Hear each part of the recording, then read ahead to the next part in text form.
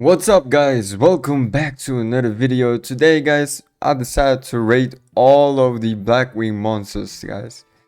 I mean, we have so many Blackwing monsters nowadays that we have to rate them, right? Somehow, like, let's go back in time and rewind every single Blackwing monster that was existing, and there are also a lot of cards, Blackwing monsters that we forgot about. But in this video today, guys, we are actually rating all of them. And check this out. I got the graph ready for you guys. The template is ready for you guys. So let's go ahead and start off with the first card, right? So the first card that I want to rate is, let's start off with Vayu, man. The very first Blackwing monster which was level 1. So we're going to start off with him and then move up to the higher level monsters. The first one is Vayu, right? Level 1 tuner. So honestly guys, I've never been a huge Vayu fan, man. I know that Vayu is like the most favorite card from a lot of people. But me personally guys, Vayu is, I mean, he's cool and all that, but he also breaks himself sometimes. For example, if you draw Vayu to your hand, sometimes it's bad. It's only good if you are playing the Vayu Turbo deck with Greffer, I think Greffer was his name, back then, like in Edison format back then.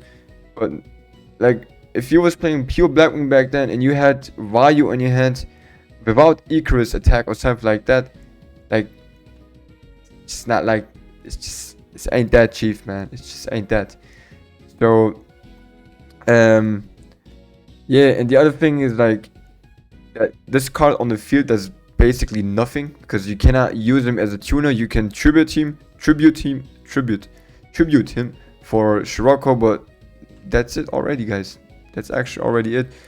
And then from the graveyard you can obviously special summon a synchro monster from your extra deck. Like, you can synchro summon from your extra deck. You can synchro summon from your graveyard, but the effects are negated.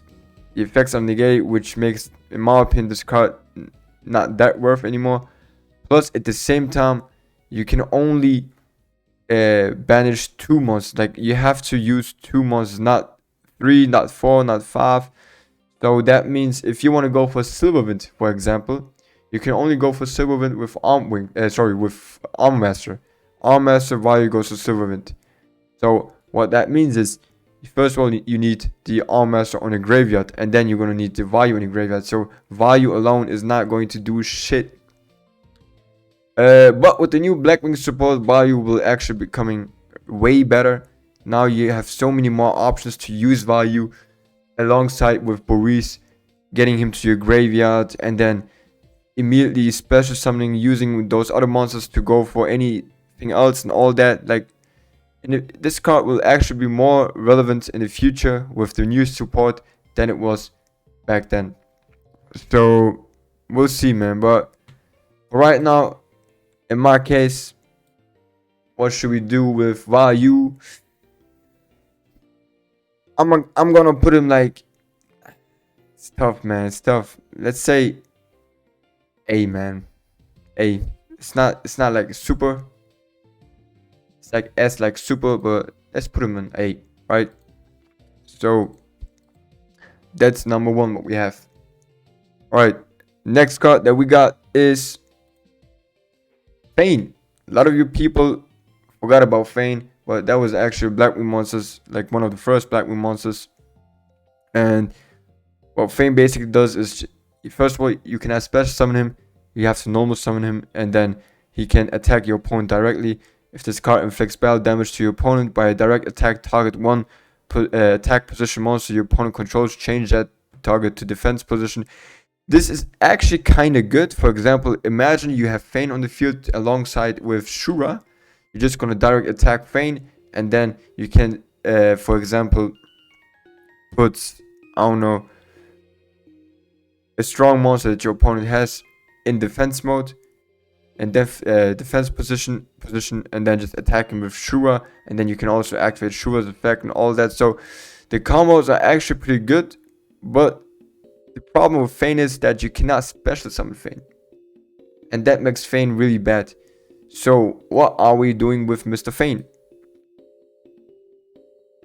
I gotta give him D tier, man. I'm so sorry. I've never ever played Fein, so yeah, I'm sorry, guys. I'm sorry.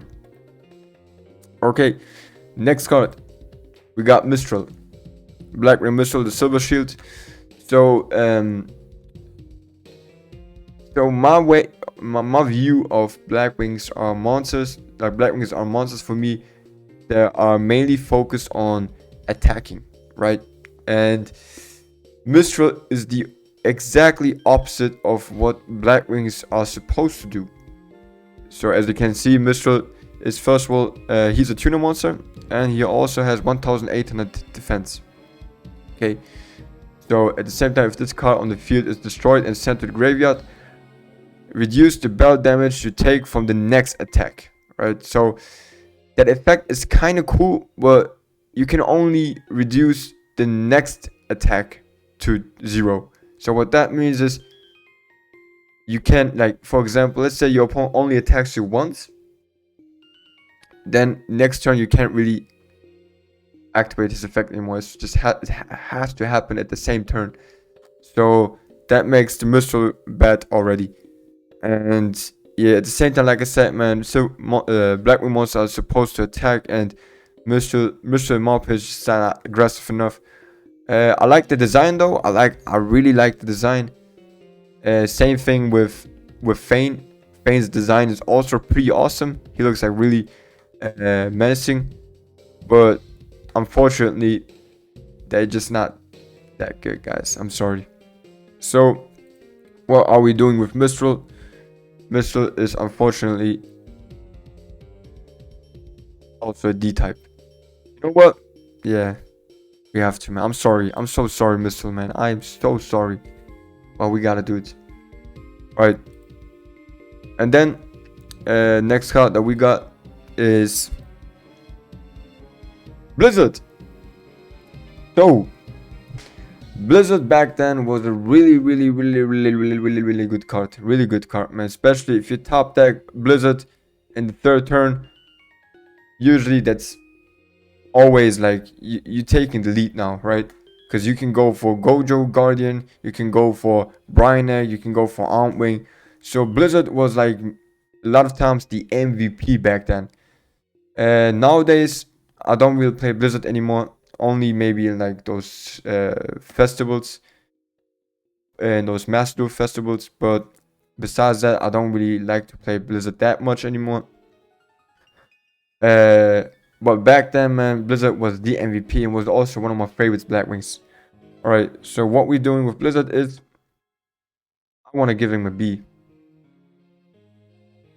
Alright, B for bait. Alright, is that cool? I guess that's cool. Okay, so the next card that we got over here is Khaloot. The boy Khaloot. So, almost like Blizzard, guys, Khaloot was a lot of times in the past the MVP. Nowadays, you can still play Khaloot. A lot of people like to still play Khaloot, and I respect that. But like, there's so many other good cards that you can draw nowadays. But back then, man, Khaloot was actually like really solid, man. So it's really tough. It's really tough. I'm not sure how to rank Khaloot because you can still use him nowadays. Not in every scenario. And sometimes you can also be a brick. But what we doing, man? I'm not sure. You know what? Khaloot is also for me a B rank, man. I think he is. Yeah, let's put him on B. Be nice. Okay. Okay. Next card that we got is one of the favorites, guys. It is Gayle, the Whirlwind, man. See, the thing with Gayle was, guys, you was able to play Gayle in every deck, like literally every deck back then, you were able to play Gayle. It's just like the thing was back then, having tuners was really, really having tuners was really unique, right? Especially good tuners was really hard to find back then, man. And Gayle was just a perfect mix, man. He was, first of all, he was a level 3 tuner. He was not too weak with 1300 attack points, was not too weak. And you can special summon him when you have another Blackwing monster. And you don't even need that effect. Normal summon Gayle, activate his effect. And then half the attack and death from one face-up monster your opponent controls. Like usually, if he has Stardust Dragon or whatever, just get Gayle on the board and attack him. It was so simple, so simple. He was also able to decide so many games. So there's only one right answer for Gayle, and it has to be a C rank, man. It has to be, man. Gayle is the boy, man. Gayle is the boy. Alright, so let's fucking go, man. Gayle is the man. Alright, next card is Borah. Borah the Spear. Even Borah, man. Borah back then, man. I mean, not even nowadays, you still play Borah. Just like Gayle, you still play Borah. And just look at Borah, man. He even looks so menacing with that drill and all that, man. Just such a cool card, man. Such a cool card. So what we doing with Borah, man? Borah is, you can special summon him not only once per turn, you can do it a couple times. And at the same time, it has piercing damage, guys. And piercing damage, even nowadays when I'm playing those Edison tournaments, Borah has actually decided me a couple of games by just attacking Raikou or whatever card was face down on the field. Just attacking, given that last 1000, I don't know how much defense Raikou got, but I think like 200, 1500 damage just by attacking a defense monster, a monster on defense.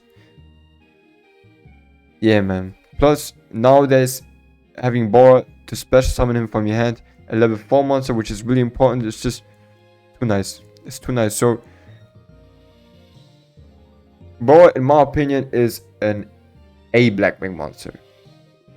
It is, man. It is. Borah is just that nice.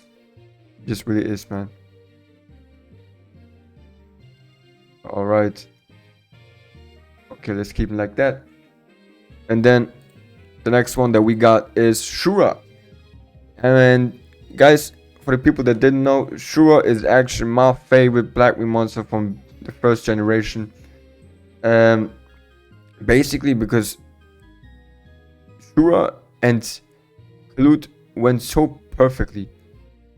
Imagine your opponent attacking your Shura because he thinks, oh my god, Shura only has 1800 attack points, and yet you drop Khaloot from your hand. Now you not only win the battle, but you can also special summon a Blackwing monster from your deck to the field, just like that, man. And it's just awesome, man. Like the combos that I've been doing with Shura is just too good. And at the same time, this looks awesome, man. It's a good looking, awesome card. The name is nice, Shura, the blue flame. I mean, that's just a perfect card, man. That's a perfect card. So what are we doing with Shura, man? The thing about Shura is just that nowadays you don't play him that much anymore. But back then, he was a must. So, man, it's tough. It's really tough because, in my opinion, like I said, Shura is one of my favorites. But nowadays, you just can't play him anymore. And that's why I have to put him on B.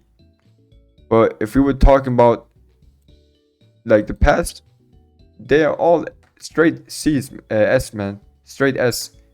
Every single one of them. But yeah, nowadays you just don't play Shura that much anymore, so we gotta put him B. I'm sorry. Honestly, not even B, because the thing is you have to normal summon him. You normal summon him and you don't really get that much back, because nowadays you can't just normal summon a monster and attack your opponent. You can't do that, unfortunately. So you know what? Let's put him on C, man. I'm so sorry, because it would be a disrespect to Blizzard and Khaloot, because nowadays you can still kind of play those two cards. But Shura, you can't really play them, man. You can't. You can't. So, I'm sorry. Alright. Next up is Shiroko the Dawn, man. And Shiroko is basically just like Shura. But the thing about Shiroko is that, and what pisses me off is that this is, you have to sacrifice your normal summoning to summon Shiroko. So that if that means like if you have Shiroko, you're going second, right? Your opponent has monster. Now you gotta decide if you want to normal summon Shiroko, or if you want to go for Shura and then attack your opponent and maybe go for bigger combos. But if you do that and keep Shiroko on your hand, you might not be able to summon him ever again, because it depends on however your board looks in the next couple turns. So it's tough with Shiroko, man. It's really tough. But at the same time, those OTKs that we've been doing in the past with Shiroko, man, it's really nice, man. They've been really nice and also satisfying. So, like I said, nowadays you don't play him anymore. Back then it was really nice. We gotta put him in C, unfortunately, man. We have to. I'm sorry. Alright. I'm about to get a lot of hate for this video, I think. But yeah. Alright. Next up is, you know what? Nah, Outwing. Outwing is the next one because he's level 6. Outwing, guys, also great card back then. With those piercing damage, you were able to decide a lot of games, and especially with value and Shiroko, like back then, where you were able to do the value turbo, right, by banishing value and Shiroko from the graveyard and then normal summon Outwing, was kind of cool because it was a special summoning, and now you can tribute him or do whatever the fuck you want to do with him. But the thing is that if value wouldn't negate his effects, it would be a way better card. Even like using him would be way better, but it's just tough, man. It's just really tough. So I decided to put Outwing also on a C list, because nowadays you don't play him anymore, and back then he was great. But just, yeah, I'm sorry. I'm so sorry. But like I said, guys, in the past they've been all C's, straight S, straight, but not anymore. All right. Next up is the Armor Master. Yeah, man, and Armor Master, guys, Armor Master is so nice. I want to put him straight to the S, because back then that was my favorite synchro monster to summon. Every time I summoned the Armor Master, I felt like I was actually successful in life. So Armor Master gave me a lot of joy in my childhood. Unfortunately, nowadays I don't pay him that much anymore. It's just not the right situations. But sometimes, depending on the situation, he can still save your ass. Just like Outwing. Like if you need some piercing damage because your opponent got the crook cook or whatever, you just summon the Outwing and then attack. But do you really want to sacrifice a spot on your X deck for those cards? Now, and I'm talking about nowadays. It's up to you guys. So what we doing? What we doing with Outwing, man? I'm gonna put him on B. I wanna put him on S, but it's just that nowadays you just don't really use him that much anymore. But you can still use him. Unlike Shiroko or Outwing or Shura, you can still use the Outwing. Alright, and that brings us to Sylvan. Yeah, man, Sylvan, guys.